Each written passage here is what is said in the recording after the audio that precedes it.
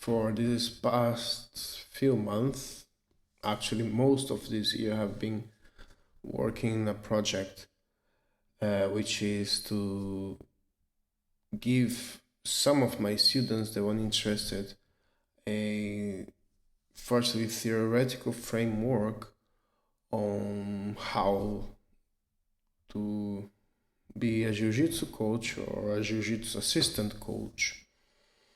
And for the past 5 weeks now, I have been giving weekly presentations which last from around one and a half, or most of them last for 2 hours.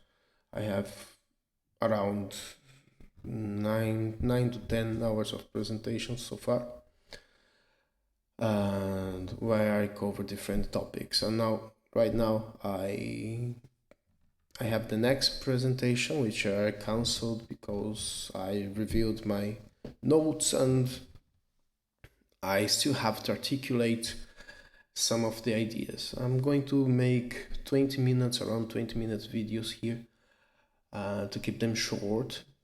And what I want to do here with this is to think and to articulate some of the ideas I have shared so far. And this I hope it will give me more clarity in terms of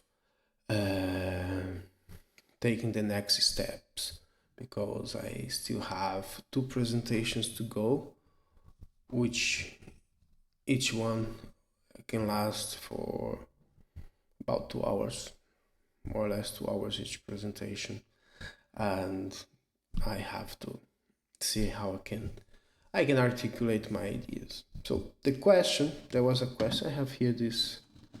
Let's see if it works. Well, yeah. Pencil. I think this is fine. There was a question. A question. Okay, question. I was having a conversation with my students about coaching and knowing jiu-jitsu. We have to know jiu-jitsu, and then you are able to share what you know. And the way jiu-jitsu is, Brazilian jiu-jitsu, which is decentralized, so you have a very strong relationship with your teacher and you learn direct from your teacher. And then he asks, how if I want to learn to teach. I'm trying to articulate his, paraphrase him here, but it won't be exactly. The jiu-jitsu, where should I go? And the question was in terms of schools, because I was comparing with judo, for instance, and you have the International Judo Federation. There's a curriculum. There's an international curriculum. It's very similar from country to country, and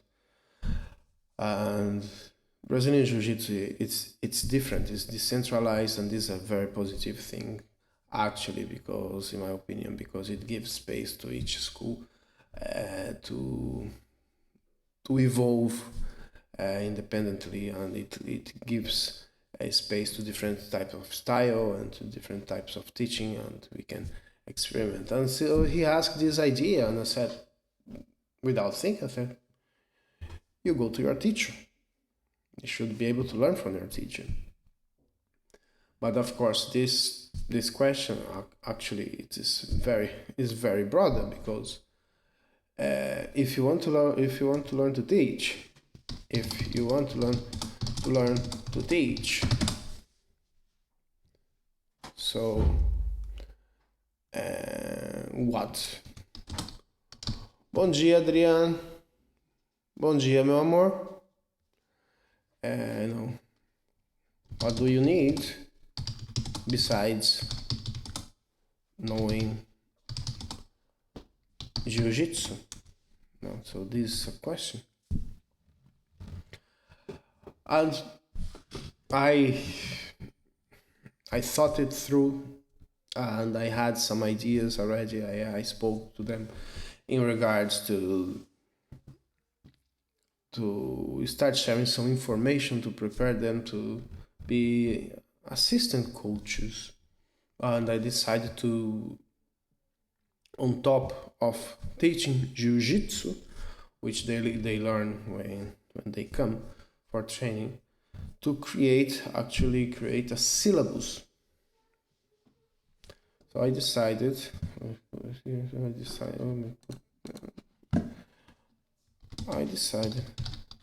to create a syllabus. Okay, if I make any grammar mistakes, you please forgive me. And I thought about it. First, initially, I had the idea of 12. 4 models was actually the initial idea,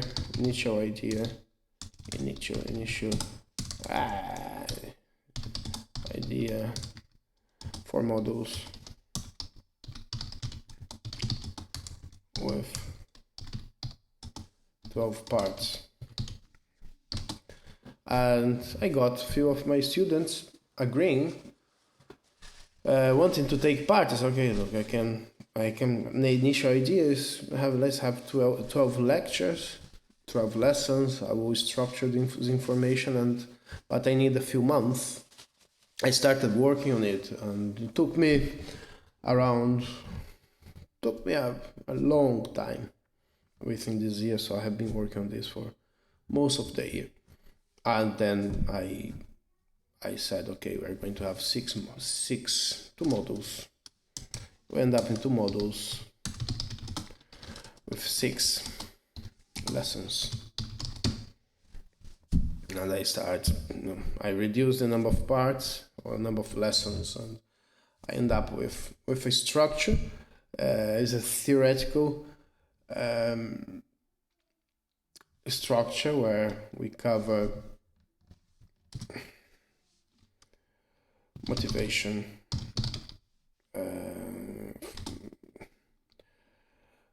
submissions is the theory of how things work in terms of mechanics of submission.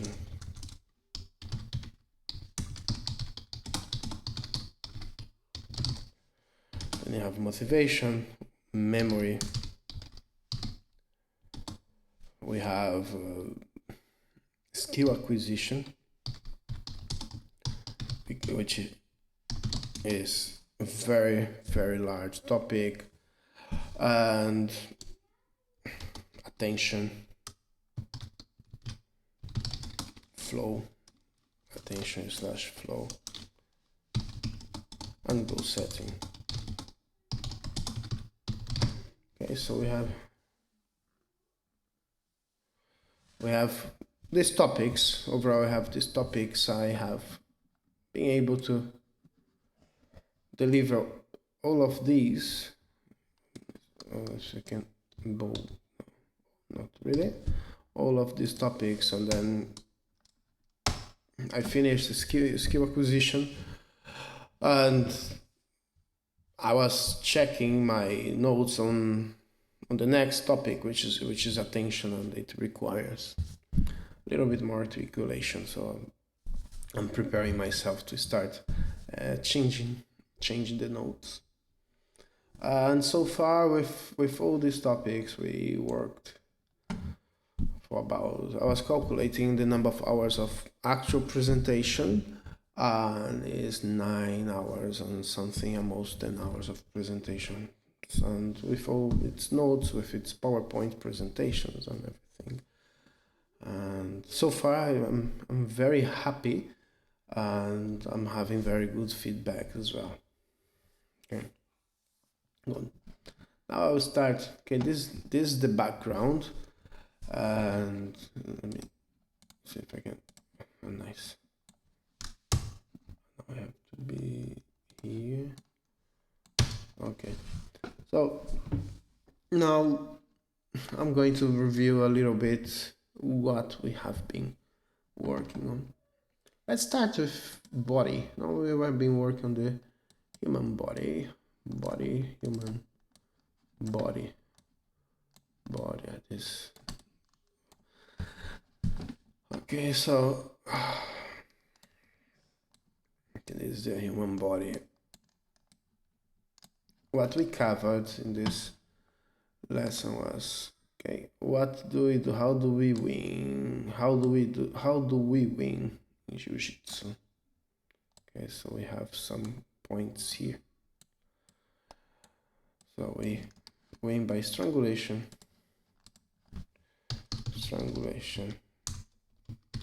or dislocation. Okay, that's how do we win by. So strangulation and dislocation. So what really should we cover there? We should cover the cardiovascular system. Cardio, let's put the heart here. Vascular, okay, the vascularity, the cardio,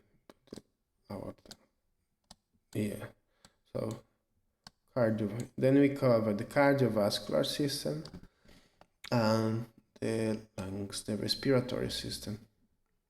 Okay, basic understanding of these systems and how they are connected to each other. What's the not here. I can't make a circle. How they are connected to each other. Okay, so we cover how chokes work, and when you have the brain, let me just the brain here. When you have the brain, how these are connected, how does it work, and to how the brain is irrigated by fluids, by blood and oxygen, gas exchange, oxygen, CO2, yes, and how oxygen or gases are exchanged in the lung, and why, and how, what are the mechanics around. What's the physiology actually? What's the physiology? How chokes work? How does it affect the brain? What are the risks? And what the arteries involved? And we cover it at some extent. Basics, of course, for as far as we need. No worry. Each one of these topics are very dense. And then we work on joints. And this is a joint. This is a joint. Okay. We mostly elbow and shoulder joint. Okay, bones, ligaments, cartilage, directions. The joints move. How overextension of a joint work. What is the damage? Especially we paid lots of attention to the elbow. When you go to the shoulder, let's put the shoulder here. Yeah, shoulder joint. Like a shoulder here. Okay, shoulder joint, so we have a scapula, we have all different bones here. Okay, you have different ligaments, and these are muscles on top. So this is a very complex topic that we managed just to have an overview. The shoulder is very complex, but just for us to have a rough idea. And then in terms of biomechanics, very basics on lever, the 3 classes of lever. Let's put it here, lever, gonna put this.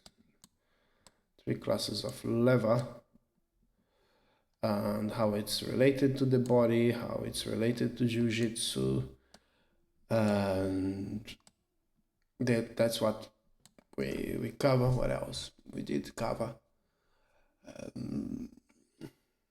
Yeah, it was most of it, and also directions, how we move, different planes of motion, the body, okay, type of direction. You have a language, abduction, adduction, extension, flexion, this type of things, and how can we communicate movement using these terminologies.